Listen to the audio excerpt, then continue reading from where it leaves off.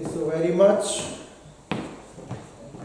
आप सबको आज खास जब फादर्स डे है तो योम पिदर आप सबको बहुत बहुत मुबारक हो। Happy fathers day.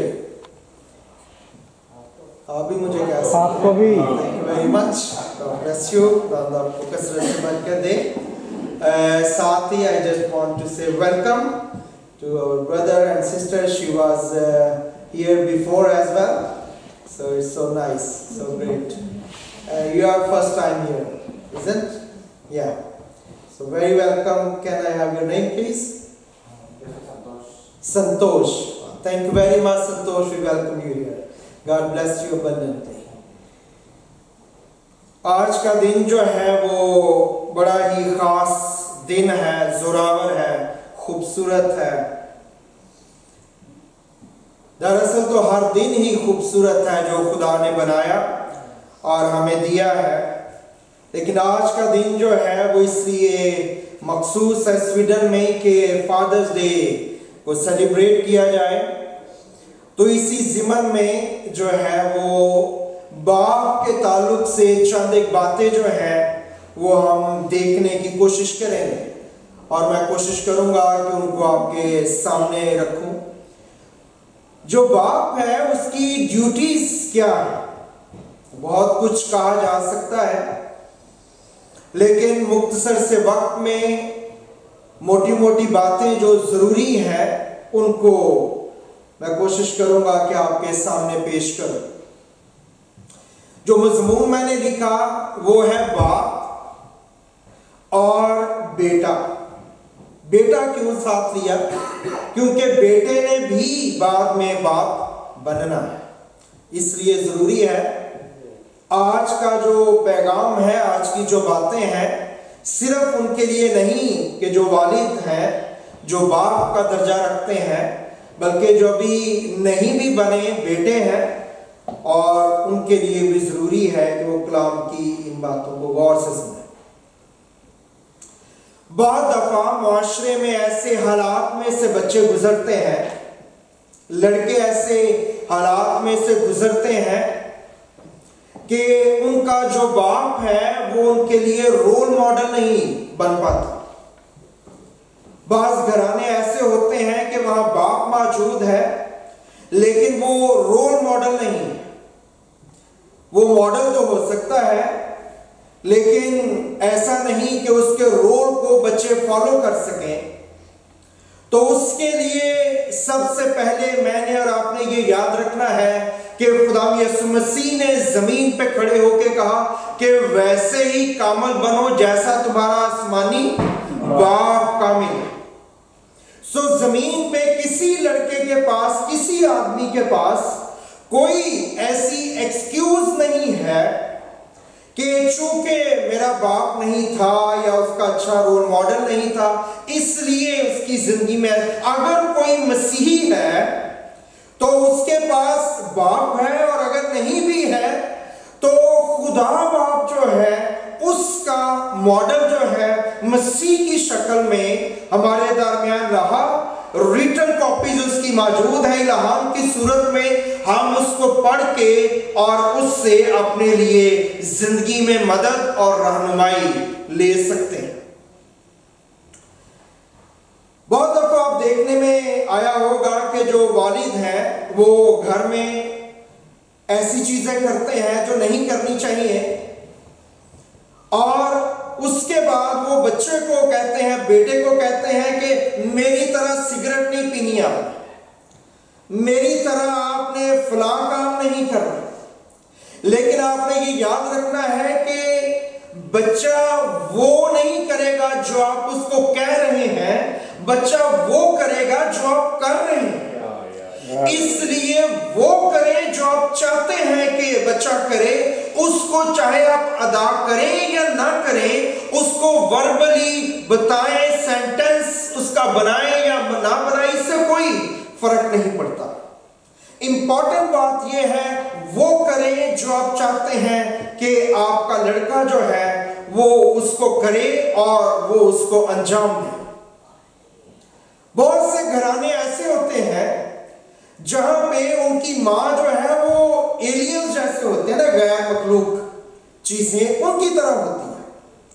बच्चे जो है वो अपने बाप को कभी नहीं देखते कि उन्होंने उनकी मां को हक किया हो, उनकी मां की ऑनर की हो, उनकी मां की इज्जत की हो, उसकी बात मानी हो। और ऐसी चीजों को बच्चों का देखना बहुत जरूरी है। जब वो इस चीज को एक्सपीरियंस करते हैं तो इससे बच्चों के अंदर सेंस ऑफ सिक्योरिटी पैदा होती है। अगर कोई बाप बच्चों की मां के साथ दुरुस्त तरीके से पेश नहीं आता तो उनके अंदर जो चीज, पहली चीज जिसको वो लूज करते हैं वो है सिक्योरिटी। तहफ्फुज़ जो है उनका वो जाता रहता है और बाहर जाके उनके जो एक्ट्स होते हैं वो ऐसे होते हैं जैसे कोई गैर महफूज बच्चा जो है वो एक्शंस कर रहा हो। उसकी बातें इस तरह की होंगी, उसके किरदार में ऐसी चीजें जो हैं आपको नजर आएंगी, आप उनको देख सकेंगे। क्यों? क्योंकि उनके बाप ने उनकी मां के साथ दुरुस्त बर्ताव नहीं किया, दुरुस्त तरीके से उसको डील नहीं किया।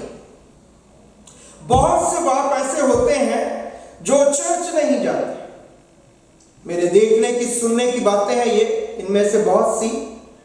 वो समझते हैं कि चर्च जाना ये औरत का काम है, ये कोई जो है वो नस्वानी काम है, ये मर्दाना काम नहीं है कि मर्द चर्च जाए। और ऐसे लोग को मैंने देखा वो पूरी जिंदगी चर्च नहीं गए, और पूछा सुना तो पता चला उनका नहीं नहीं ये कोई मर्दों का काम थोड़ी है चर्च जाए।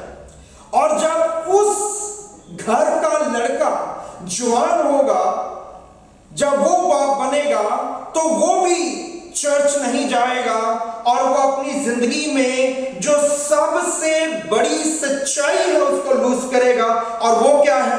खुदा, इल्हाम, खुदा की कुर्बत, खुदा का वो इंतजाम, वो अदारा जो खुदा ने कायम किया है, उसके साथ रिश्ता और राबता उसका मुनक़ता रहेगा और उसकी जिंदगी में बहुत सी चीजों की उम्मीद जो है वो जाती रहेगी। घरों में बाज़ का ऐसे वालिद होते हैं, बाप होते हैं जो बच्चों की करेक्शन नहीं करते।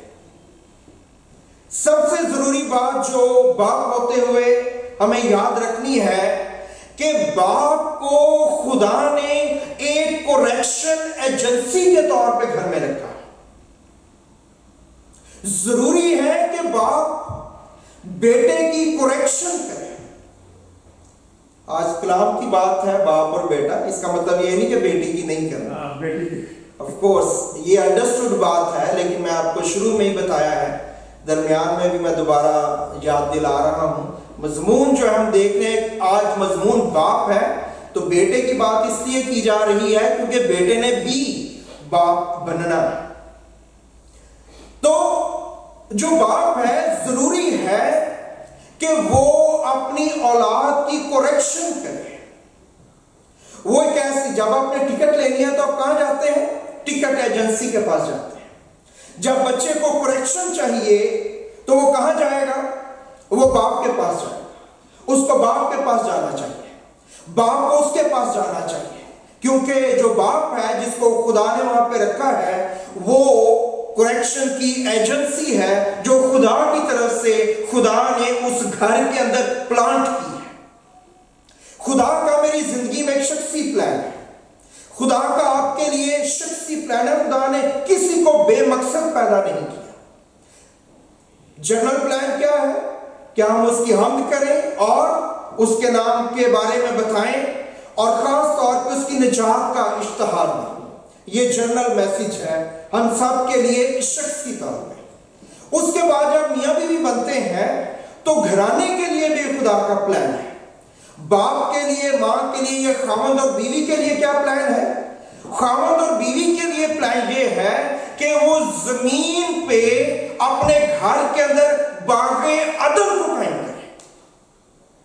वो ये प्लान बीवी के लिए और खामद के लिए रखता है कि वो जमीन पे उस अदल अदन को कायम करें जो गुनाह से पहले खुदा ने खामद और बीवी के लिए बनाया था, यही बनाया था।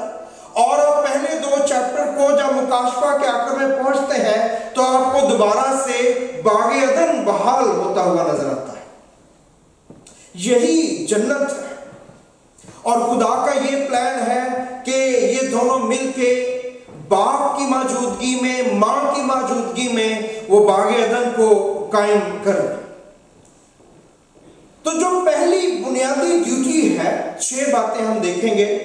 जो पहली बुनियादी ड्यूटी है बाप की, वो क्या है कि वो मां को, बाप कब बनेगा? जब बच्चा होगा।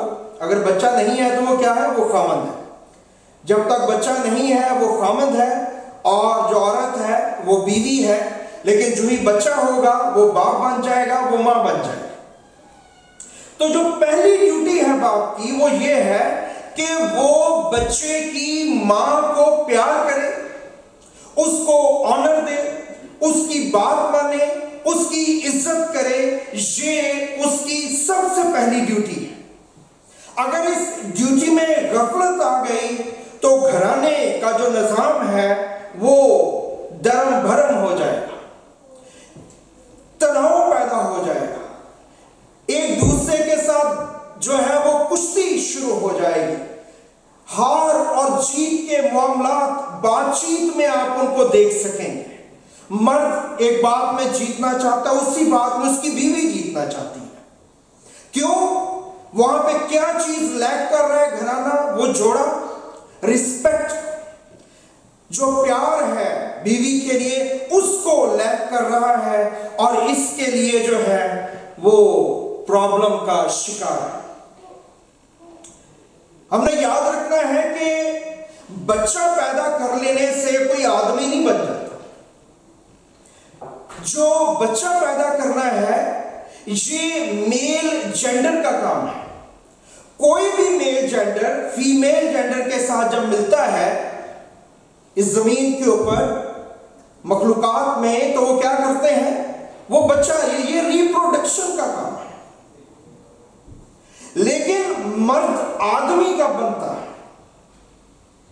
जो नर है वो कब आदमी? आपने याद रखना है कि रिप्रोडक्शन को और फादरहुड को मिक्स नहीं करना। बहुत से आदमी आपको जमीन पे मिलेंगे जिन्होंने बच्चे पैदा किए हैं, तो इसका मतलब ये नहीं कि वो बाप भी है। उन्होंने बच्चे पैदा किए और लोग देख के कहते हैं अच्छा था कि ये बच्चा पैदा ना करता। वो क्या कह रहे हैं असल में? वो ये कह रहे हैं अच्छा है कि ये बाप ना बनता, लेकिन फिर भी बन गया। क्यों? Because of the system. Reproduction का सिस्टम खुदा ने रखा है। चाहे शादी हुई है, नहीं हुई है, गलती हो गई है, जज्बात है, कुछ भी है, तो बच्चा तो पैदा हो जाएगा। हमने रिप्रोडक्शन को फादरहुड के साथ जो है वो गलत नहीं करना है। हर वो इंसान जो बच्चा पैदा कर लेता है, इसका मतलब ये नहीं कि वो बाप होने का दर्जा भी पा सकता है। ये 2 अलग अलग चीजें हैं और हमें इन चीजों को अंडरस्टैंड करना है। बच्चा पैदा हो गया है, उसके बाद ये पता लगेगा कि जिसने बच्चा पैदा किया है वो बाप होने के लायक भी है कि नहीं। उसको ये पता भी है कि नहीं कि इस बच्चे की परवरिश कैसे करनी है, इसके साथ डील कैसे करना है, इसके साथ गुफ्तगू कैसे करनी है, इसको परवान कैसे चढ़ाना है।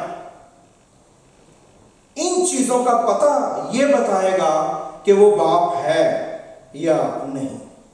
दूसरी ड्यूटी जो एक बाप की है वो क्या है कि बाप जो है वो बच्चों को प्यार करे। ये छोटी छोटी बातें हैं लेकिन ये बहुत अहम बातें हैं। दूसरी ड्यूटी ये है कि बाप बच्चे को प्यार करे। ये बहुत जरूरी है।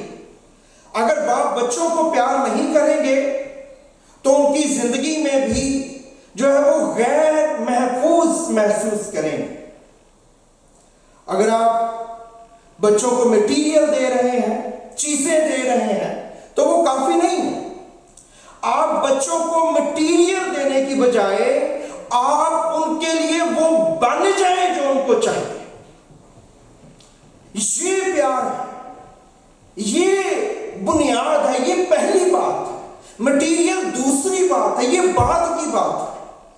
खुदा ने जहान से प्यार किया, खुदा ने जहान, यूहन्ना 3:16, खुदा ने दुनिया से ऐसी मोहब्बत की कि उसने अपना इकलौता बेटा बख्श दिया। बेटा कौन है? मसीह। मसीह कौन है? खुदा।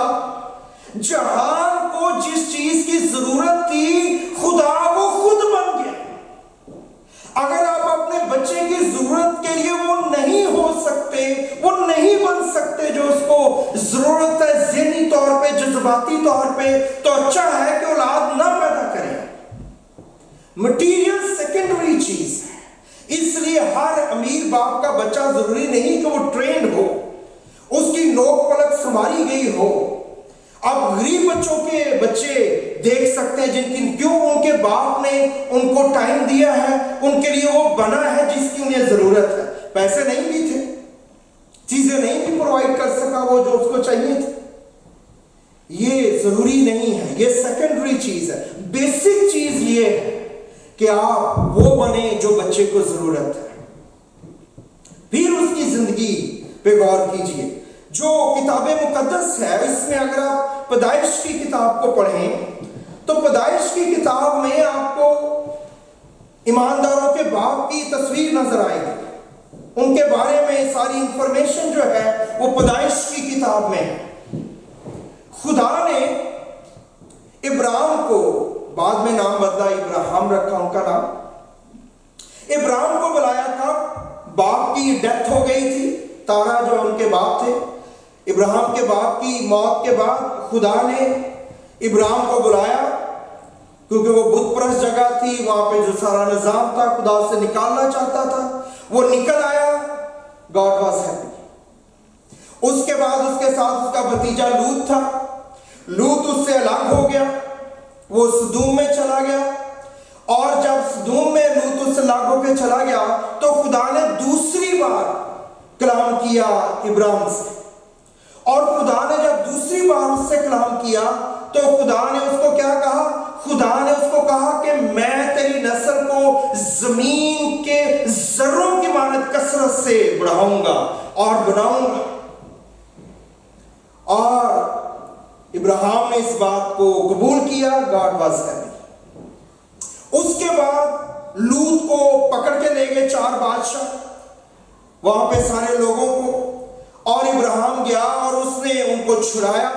और छुड़ाने के बाद उस सारी जो माले गनीमत था उसको जब वो वापस लेके आया, उसमें से उसने कोई चीज नहीं रखी, सिर्फ उसका 10% उसने लिया।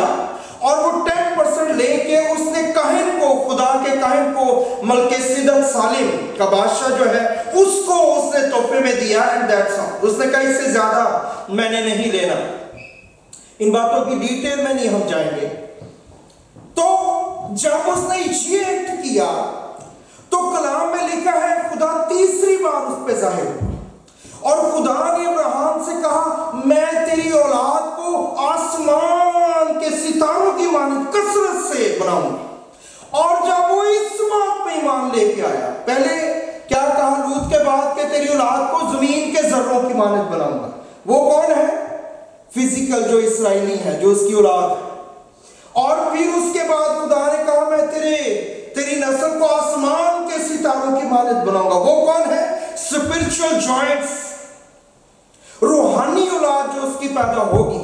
और जब वो इस बात पे ईमान लेके आया कि खुदा ये करेगा, तो कलाम में लिखा है कि ये बात इब्राहिम के लिए रास्तबाजी शुमार की गई। इस बात के बाद जो है खुदा ने इस बात के बाद कहा कि इस बात को मैंने तेरी राइचसनेस के तौर पे जो है वो लिया है। ये रास्तबाजी शुमार की गई उसकी ये बात। लेकिन जो मेरा मकसद है वो क्या है इस बात को बताने का, वो ये है कि सारे सिनेरियो में जो इब्राहिम और खुदा का अभी तक चल रहा है, बात क्या है? बाप और बेटे, बाप और औलाद। मैं तुझे बाप बनाऊंगा, कौमों का बाप बनाऊंगा, बहुत का बाप बनाऊंगा, बादशाहों का बाप बनाऊंगा। ये मैटर क्या है? बाप होने का और औलाद होने का मैटर है। खुदा ने इब्राहिम को इसलिए नहीं चुना कि वो लंबे लंबे रोजे रखता था। बाइबल में ऐसा कोई रिकॉर्ड नहीं है। इब्राहिम को खुदा ने इसलिए नहीं चुना कि वो लंबी लंबी दुआएं करता था। ऐसा कोई रिकॉर्ड नहीं है। खुदा ने इब्राहिम को चुनने के लिए जो बहुत क्लियर पिक्चर उसकी नजर आती है वो क्या है कि वो बाप होने के लिए तैयार था।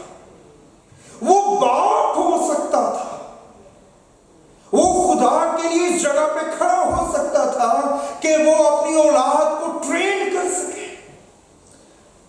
और खुदा ने इसको लिख के दिया पैदाइश की किताब के 18 बाब के 19 आयत लिखा है, क्योंकि मैं जानता हूं कि वो अपने बेटों को क्योंकि उन्होंने बाप करना है बाद में, और अगर बेटे ट्रेन ना किए जाएं तो हमारी बेटियों को तंग करेंगे। जो औरत है वो नाजुक ज़र्फ है, वो उसका उस तरह से मुकाबला नहीं कर सकती मर्द का। सो जरूरी है कि उन्हें शुरू में ही ट्रेन किया जाए, उनको तनाबे डाली जाए, उनको पता हो कि उन्होंने किस तरह से डील करना है जिंदगी को। क्योंकि मैं जानता हूं कि वो अपने बेटों और घराने को जो उसके पीछे रह जाएंगे वसीयत करेगा कि वो खुदा की राह में कायम रहकर अदल इंसाफ करे, ताकि जो कुछ खुदावन ने इब्राहिम के हक में फरमाया है उसे पूरा करे। खुदा किस चीज पर ट्रस्ट कर रहा है इब्राहिम के लिए कि वो एक अच्छा बाप होगा, वो अपने बेटों को ट्रेन करेगा। किस बात के लिए? मेरे लिए। और उसके पीछे जो खास बात थी क्या थी कि वो बुलाहट, कॉलिंग जो इब्राहिम की जिंदगी में मैंने रखी है, वो इस कॉलिंग को शिफ्ट कर सकता है, वो इस कॉलिंग को अपने बेटों के अंदर ट्रांसफर कर सकता है। और इस बात के लिए खुदा ने मोहर लगा दी। खुदा ने कहा वो किसका खुदा है? इब्राहिम, इसहाक और याकूब का खुदा, दादे का, बेटे का, पोते का खुदा। उसने अपनी विजन को, अपनी कॉलिंग को, अपनी बुलाहट को जो उसके पास खुदा की तरफ से थी कि खुदा का जो प्लान, खुदा का जो प्रोग्राम है, उसने इसहाक में ट्रांसफर किया, उसने याकूब में, उसने 12 कबीलों में, और so on and so on मसीह हम तक पहुंच गया। खुदा का ट्रस्ट क्या है इब्राहिम पे? He will be the great father. उसने कहा इसलिए मैं तुझे दूंगा तेरे बेटे बादशाह। वो बादशाहों के साथ खाने वाले नहीं होंगे, अमीरों वजीरों की बात नहीं की जा रही। एनॉर्म किस्म के प्लान्स खुदा रखता है अपने लोगों के लिए कि वो बादशाहों के बड़े मुसाहिब होंगे, बादशाहों के साथ बातें किया करेंगे, वो बादशाहों के साथ डायरेक्ट रात। नो। उसने कहा तेरी औलाद जो है वो बादशाह होंगे और मैं तुझे किंगडम दूंगा। The countries will be yours. तेरी औलाद की जो है पास क्या होंगे? ममालिक जो है, हुकूमतें, कौमें जो है, उम्मतें जो है, वो उनकी होंगी। इस सारे मैटर में क्या है? वो क्या बता रहा है उसको? किस चीज के लिए ट्रस्ट कर रहे हैं इब्राहिम के लिए? He will be the father, वो बाप होगा। और जो सारी बातचीत की जा रही है वो क्या की जा रही है कि तू बाप होगा। बच्चों को घर ना दें, गाड़ी ना दें, बैंक बैलेंस ना दें, कोई ऐसी बात नहीं। सबसे जरूरी बात जो देनी है वो क्या है? फेथ। अगर उनके अंदर ईमान है तो वो सबसे जरूरी है। गाड़ी जा सकती है, बैंक बैलेंस खत्म हो सकता है, घर जो है वो खत्म हो सकता है, लेकिन अगर उनके पास फेथ है और वो उस फेथ के साथ खुदा के साथ चलना शुरू कर देंगे तो वादा क्या है? All things shall be added unto you. ये सारी चीजें वापस उनके पास आ जाएंगी अगर चली भी गई। लेकिन अगर चीजें उनके पास आ गई और फेथ नहीं है तो फिर उनके पास कुछ भी नहीं रहेगा। इसलिए बाप का काम क्या है? वो फेथ ट्रांसफर करे बेटों के अंदर, ताकि वो जाने कि उन्हें किस तरह जिंदगी गुजारनी और चलना है। बास का जो है, जो प्यार है, बच्चों के प्यार के लिए मैं बता रहा हूं बहुत जरूरी है। उसमें सख्ती भी मौजूद होती है। ये उस पैकेज का हिस्सा है, होना चाहिए कि आप बच्चों के साथ सख्ती बरतें, उन्हें पता हो यह प्यार का हिस्सा है। उस वक्त वो इस चीज को रियलाइज नहीं करेंगे, बाद में करेंगे, लेकिन उनकी ट्रेनिंग होगी, उनकी तरबियत होगी।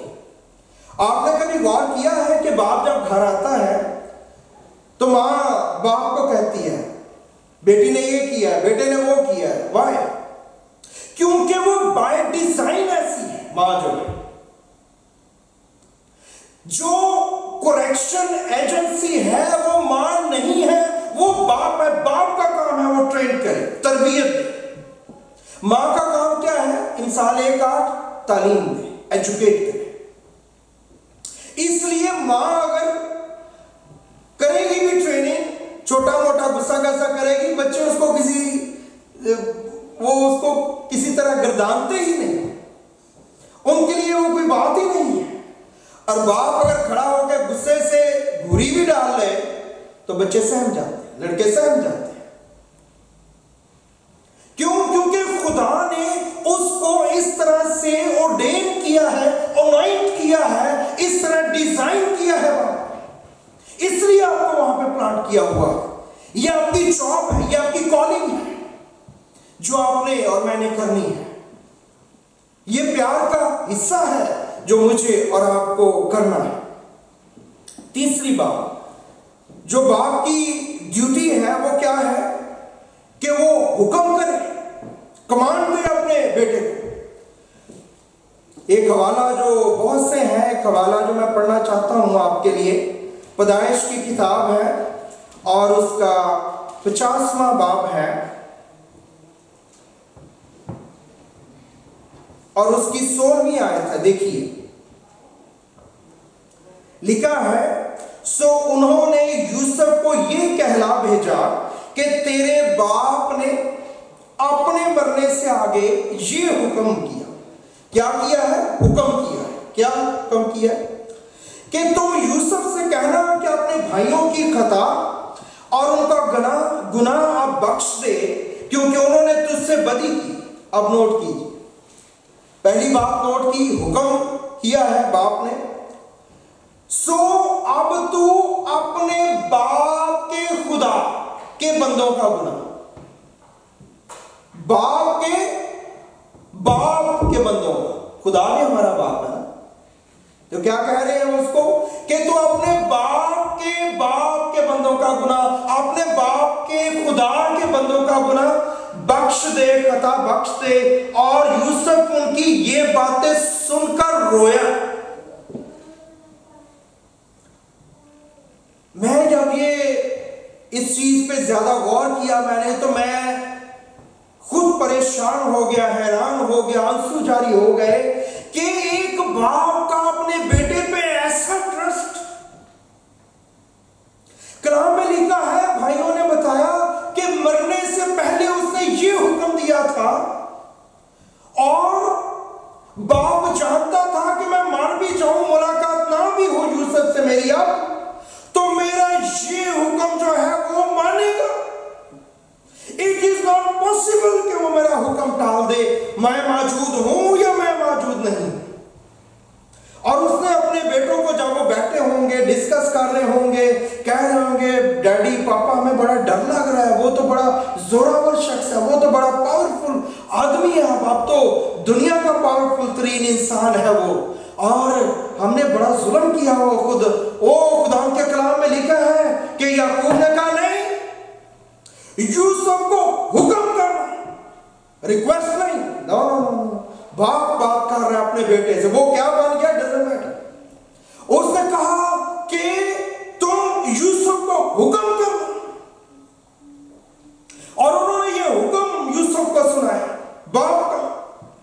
What a trust. और यूसुफ ने इसको सुना और कलाम में लिखा है कि उसका दिल टूट गया कि उसके बाप का ऐसा ट्रस्ट के मरने से पहले मेरे लिए हुक्म छोड़ के गया है। वो जानता है मैं उसका हुक्म टाल नहीं सकता। जिस शख्स की हम बात कर रहे हैं इस वक्त में, ये कोई आम शख्स नहीं है। यूसुफ वो शख्स है जिसने एक गंदे टिब्बे टोए की तह से लेके दुनिया के ताकतवर तरीन इंसान होने का सफर किया है। उसने अपने बाप को कहा, कलाम में लिखा है पैदाइश 15:8 में, उसने कहा खुदा ने मुझे फिरौन का बाप और गोया उसके घराने का खुदा ठहराया। फिरौन दुनिया का ताकतवर तरीन इंसान उस वक्त का, सुपर पावर, उसने कहा मुझे उसका बाप और खुदा ठहराया उसने।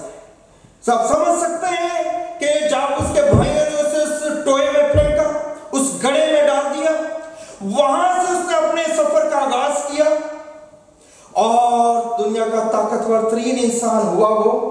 और इस सारे सफर में जो उसका है, किसी चीज ने उसके अंदर से उसका खुदा नहीं निकाला, किसी चीज ने उसके अंदर से उसका ईमान नहीं निकाला। उसके बाप ने ऐसे एम्ब्रॉयडरी कर दी थी उसके अंदर खुदा की और ईमान की। कोई चीज आज आप देखते हैं, बाप आपको मिलेंगे, हालात मुश्किल आ गए हैं, वो खुदा से दूर हो जाते हैं, वो खुदा को छोड़ देते हैं, या उनके पास बहुत पैसा दौलत चीजें आ जाएं, वो खुदा से दूर हो जाते हैं। यूसुफ ने बुरे तरीन हालात से लेके उस जमाने के बेहतरीन हालात जो हो सकते थे वहां तक का सफर किया है। दरमियान में शुरू से लेके आखिर तक खुदा उससे जुदा नहीं कोई कर सका। और मोरओवर बाप मरने से पहले हुक्म दे सकता है बेटे को, दिस इज कॉल्ड फादरहुड। वो बाप है जिसके लिए खुदा उसके नाम की जो है एम्ब्रॉयडरी करेगा अपने नाम के साथ, इब्राहिम, इसहाक और याकूब का खुदा। सो बाप होना, फादरहुड होना जो है, ये जोरावर बात बच्चा पैदा करने की नहीं है। बात यह है कि हम बाप होने को समझते हैं या नहीं समझते। 3 बातें आखिरी रह गई हैं, एक दफा फिर किसी वक्त इसको हम देखेंगे। खुदावंद आपको कसरत से बरकत दे कि बाप होने की 3 और क्वालिटीज जो है बाइबल मुकद्दस में, वो कौन सी और वो क्या है। आइए अपनी आंखों को मेहरबानी से बंद कीजिए, अपने सरों को झुकाइए। Thank you Jesus. चंद लम्हों के लिए गौर कीजिए अपनी जिंदगी पे, अपने घराने पे, अपने इर्द गिर्द। Thank you Jesus. Hallelujah. Thank you father. Thank you father. मेरी दरख्वास्त है खुदा के बुजुर्ग खादिम से मेहरबानी से वो आएंगे दुआ में, और इसके बाद दुआएं रवानी और बरकत कलमात से इबादत को क्लोज करेंगे।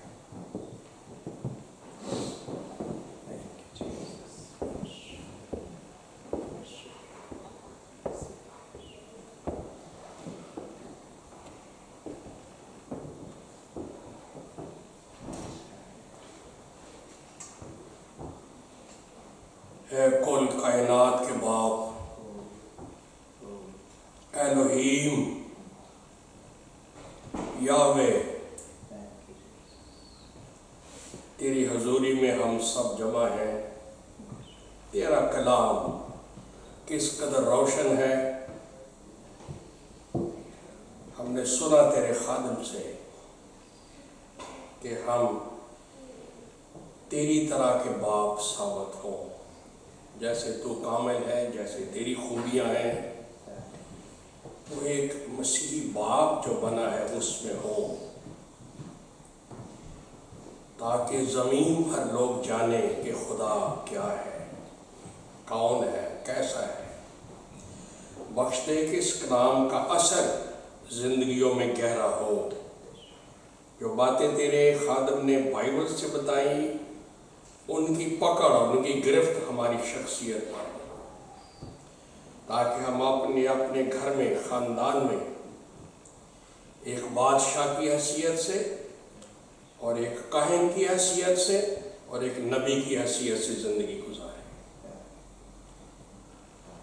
सरबराह होने को, बाप होने को हल्की चीज़ ना लें, जिम्मेदारी हमारे अंदर आ जाए और इसके लिए तेरा फजल चाहिए मसीह के वसीले से। आमीन। Let us all stand in the presence of the Lord. अपने हाथ खुदा बाप के हजूर फैला दें, उठा दें और मिलके खुदावंद की सिखाई हुई दुआ में शरीक होंगे। हे हमारे बाप जो आसमान पर है, तेरा नाम पाक माना जाए, तेरी बादशाह आए, तेरी मर्जी आसमान पर पूरी होती है, जमीन पर भी हो। हमारे रोज की रोटी आज दे, जिस तरह हम अपने कसूरवारों को माफ करते हैं, तू भी हमारे कसूर में माफ कर। हमें आजमाइश में न पड़ने दे, बल्कि बुराई से बचा, क्योंकि बादशाह, कुदरत और जलाल हमेशा तेरे हैं। आमीन। कलमात बरकत सुनिए। खुदा ने मूसा अपने खादिम को और हारून को, उसके बेटों को ये कहा था गिनती की किताब के 6 बाब में कि जब मेरे लोगों को तुमने ब्लेस करना है तो यूं कहना है,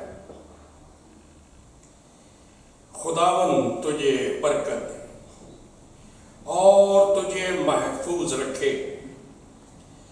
खुदावंद अपना चेहरा तुझ पर जलवागर फरमाए और तुझ पर मेहरबान रहे। खुदावंद अपना चेहरा तेरी तरफ मतवज्जे करे और तुझे सलामती बख्शे। खुदा बाप, खुदा बेटे, खुदा रूहुल कुद्स के नाम से आमीन। सब मिल के बोलेंगे, इस्राएल की सलामती हो। आमीन। Thank you very very much and God bless you. तशरीफ रखिए मेहरबानी से। Thank you so very much.